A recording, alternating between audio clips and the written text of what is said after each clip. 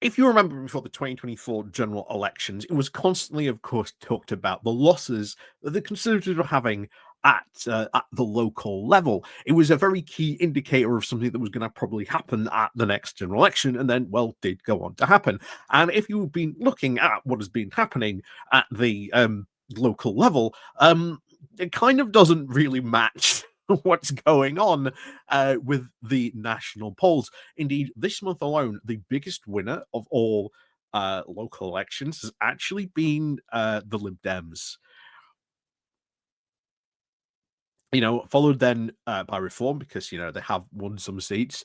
Then it's actually the Labour Party, then the Conservatives, and then the Greens. Considering that there's actually been a unusual number of by-elections this month, haven't actually won one. In fact, they've lost one this month to Reform. Um, you know, eh, there's one thing, and then when you look at the situation on the ground, that is it. If you are upset that that is the case, then maybe there's something more going on that you don't want to admit if you are upset about that. So, news today comes out spectacularly as it always does that once again the Reform are losing councillors at an insane rate. So we are in November now, and in October we know they lost 5 from Kent, so that's 5. They've lost 4 more from Cornwall, so that's 8. They lost 2 from Northumberland, so that's 9, 10. And that's the ones at least I can think of. So as far as I'm aware, last month they lost 10 councillors. And bear in mind, with what you look at, they won. Technically, when you bring into like the plus negative score, they are only like +1 councillor. So when you bring in, as we said, those statistics, even though they came in second as to how many by-elections they've won, when you take out the plus minuses to who's lost and etc., well, Reform just beats just one above the Green Party, who are at 0.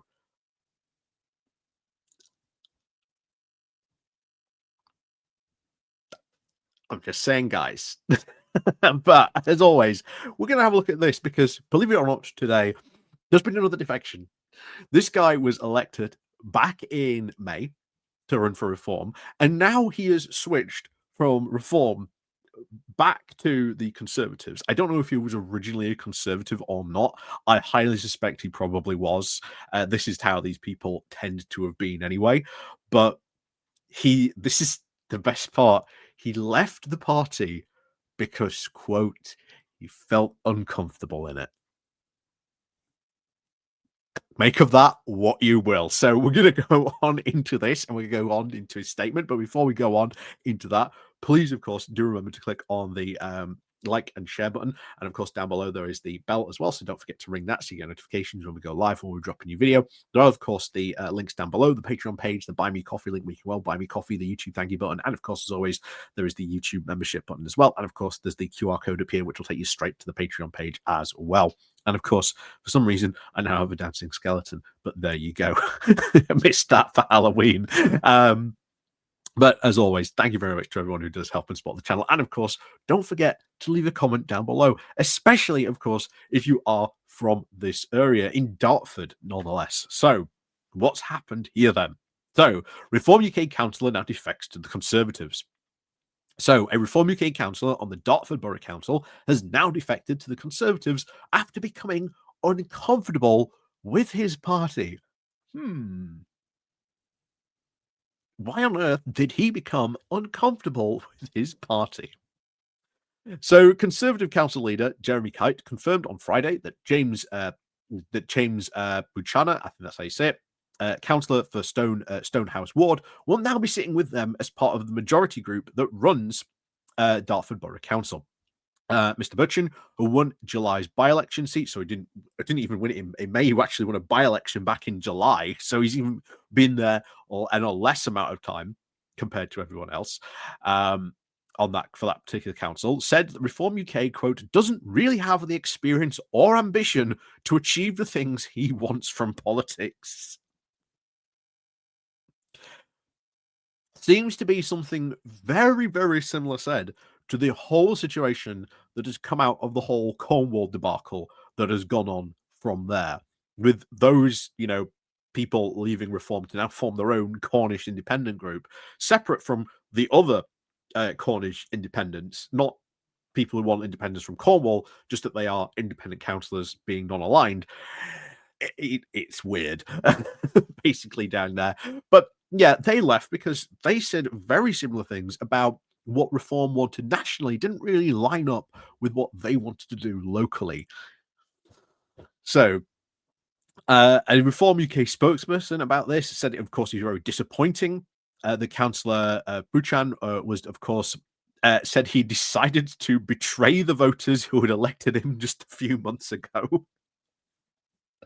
I love this because many people who know or watch my channel know it's my biggest bugbear when an MP or a councillor just switches seats. I've said this for a while. It's not going to trigger a by-election. Very, very funny to see Reform UK, who have had defectors from other parties, mostly from the Conservatives, go, oh, they've betrayed their voters.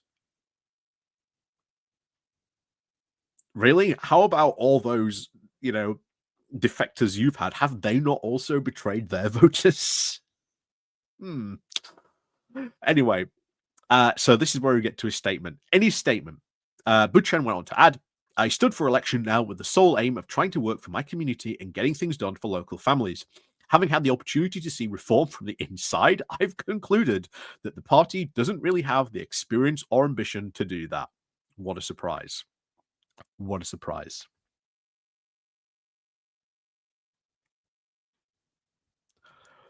That is just the reality of it. We've seen this. We've seen it play out from since May with all the craziness that has gone on there. Shockingly, of course, it would not surprise me as this guy has done if there are others who are like felt that same way in Reform as well and maybe looking for an out as well. We saw a lot of people after the May election jump ship from Reform to suddenly become either independents, join another party, or leave altogether, forcing another by-election. So let's continue with his statement. He then further accused Reform UK of relying on rhetoric and slogans, which isn't going to help real families in communities like Stonehouse.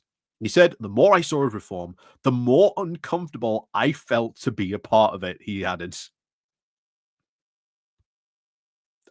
Well, well. I wonder what he was most uncomfortable about. Because if it was just the rhetoric and the slogans, that's one thing, but I highly suspect there may have been other things as well. There's talk, of course, about meetings descending into like weird conspiracy rabbit holes that we've seen. Actually seen that happen in Northumberland, believe it or not. The primary reason why we had those two people leave the Reform group in Northumberland because of that, because they were spouting these conspiracy theories about the RNLI on there. Again, it was weird. Go look it up if you don't believe me. But yeah, it was very, very weird indeed. And it's not the only council that's been done that. There's a guy in Doncaster done the same. Wouldn't surprise me if this guy became very uncomfortable when he probably actually met some of his fellow Reform councillors or other people that, were in those Reform groups. I wonder if the meetings were a bit uncomfortable and probably maybe have, prompted some movement on there. Doesn't surprise me. So let's finish this off. In welcoming, of course, to the party, Mr. Kite said, James, of course, wants to be able to look his friends and family in the eye and tell them that he has served them well. And he knows that with Reform, he couldn't do that, which, again, very true from what we have generally been seeing of most of these Reform groups. It's not too surprising.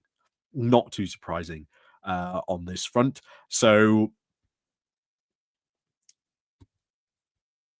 how many more? Their attrition rate for losing councillors is unbelievable.